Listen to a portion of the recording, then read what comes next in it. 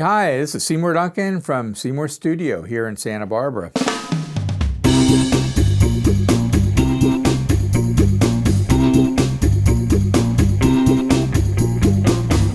One weekend I was home and we did a jam session at the place called the Hamilton Hotel. It was a bar, nightclub, and it had a hotel actually in it. And this lady from Philadelphia came over as a guest on a Sunday jam session, and she wanted to sing, but she needed a guitar. And I was the only guy that had a guitar, you know. So I said, oh boy, I don't like lending my guitar to anybody, for one thing.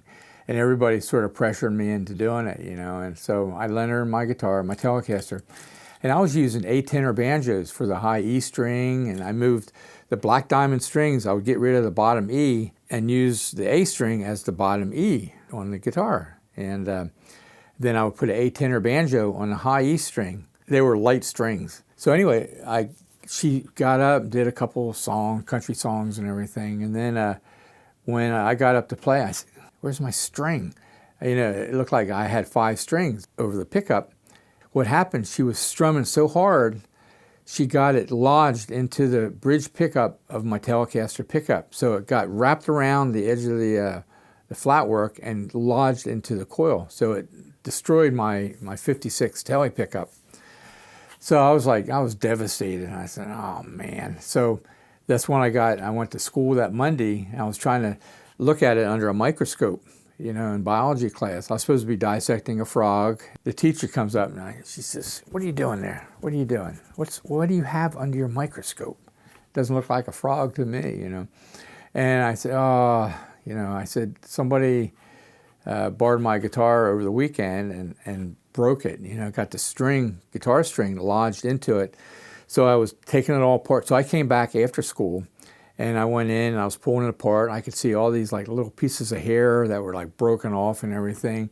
And it was lodged all the way to the magnet. So, I mean, you can imagine if you ever look at a coil, there's a lot of wire on it. So I kept pulling it off and pulling it off. So I had to play the next couple weeks with just a Tele rhythm pickup. And that pickup squealed pretty bad. It was very microphonic. My other uncle worked for Texaco, and I gave him the actual magnet wire, and he says, oh, this is, you know, it was 42 PE oleoresinous, they call it, you know, oleoresinous, which is PE, plain enamel. And so they got me like a 2-pound spool of it. And then I had to figure out how I'm going to put this wire back on the pickup. So I started just going around with this pickup, you know, one turn at a time. And I said, man. And then my uncle says, you need some kind of coil machine to spin the bobbin and then hold the wire, you know. So I said, how am I going to spin the bobbin? The only thing I know of that goes around is a record player. So what I did was I got, you know, one of my mom's record players, and I made a block of wood, and I mounted where the 3 mounting holes were on the Telecaster pickup. So I put it on there. And if you know about old record players, so it went, you know, 33 1/3, which is like 1 turn, 2 turns. So I'm holding this wire. I said, man, this is, and I was trying to fill it to where the wax line was on the bobbin, you know. And I said, John Supernavage was my keyboard player, and we were in his basement trying to do this. And I just said, man, this is going to take forever to do, you know. And John says, well, we'll go up to 45. So 45, a little bit faster. So it's 1, 2, 3 turns. I said, John, man, this is going to take us all day. And I said, my arm's getting tired. And the thing with the record player is the bobbin was going this way instead of like a coil machine. It either comes towards you, top coming, or the bobbin goes this way, depending on the direction of the motor. And so anyway, I said, we'll go up to 78. So anyway, 78 it's pretty fast. You know, it was going around pretty good. And all of a sudden, this block of wood, which wasn't really balanced right, flew off, hit the wall, and the flatwork on my Tele pickup got broken off. It broke the edge right off of it. And I said, oh man. Now I have to figure out how I'm going to fix the bob and put this new top piece on it. So I looked in the corner and I said, there's our drummer's drum case. And I said, you know what? I bet I can get a piece off of this. So The drum case, they're about 4 or 5 inches high, the lids, that go on it. But it's a 16th inch vulcanized fiber, which is the same material as these guitar pickups were made out of. So I started, I got a hacksaw and I started cutting it. And it was like an hour and a half later, I finally got a 1 inch strip all the way off the lid.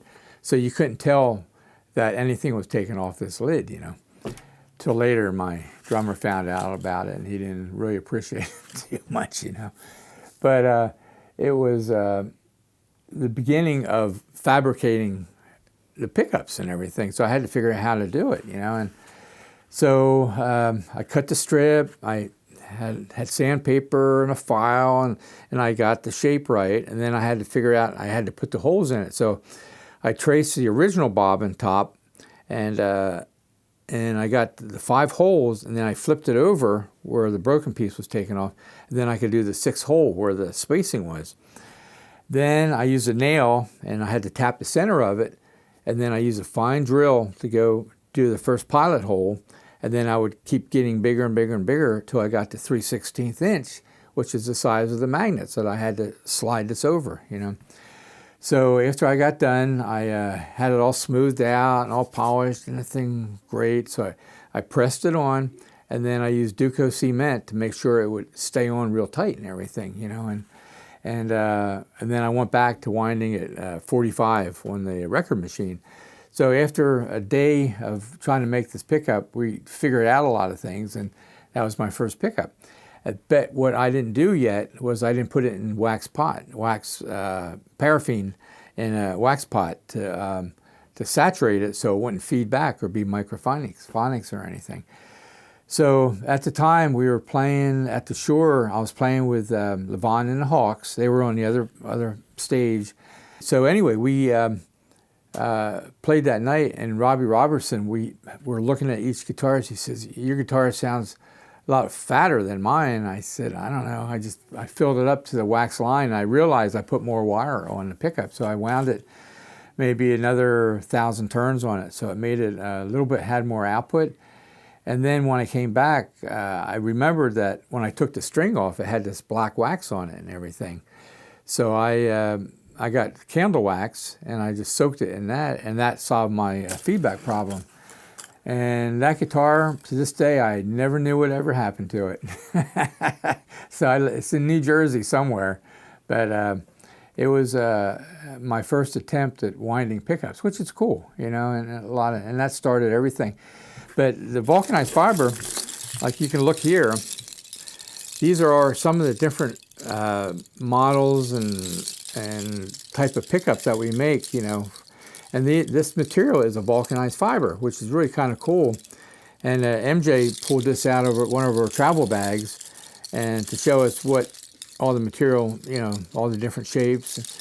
And, here's what the thing is. And the piece that I had to make, let me see, I'm sure we got one right here. Here we go. This is what I had to refabricate back in South New Jersey. This was the first thing I ever fabricated. Not this particular one, but I cut this out of the drum case, and then I drilled out each hole, and then that was the beginning of my rewinding pickups, trying to figure out how it all worked and everything. Then later, a couple months later, I actually made a coil winding machine out of a sewing machine motor. And we'll bring some examples here in the next few episodes of some of the hand winders and everything. I have one from Leo Fender and Doc Hoffman that they did their first lap steel pickups on and everything, which is really cool. And then I have Seth Lover's original winding machine. That's in the closet somewhere, I think, MJ. Experimenting with winding the pickups and everything, figuring out how the hand winders worked and the coil machines and winding by hand. Later in years, I refined it, and that's how basically Seymour Duncan got started. But thank you, and we'll be back real soon.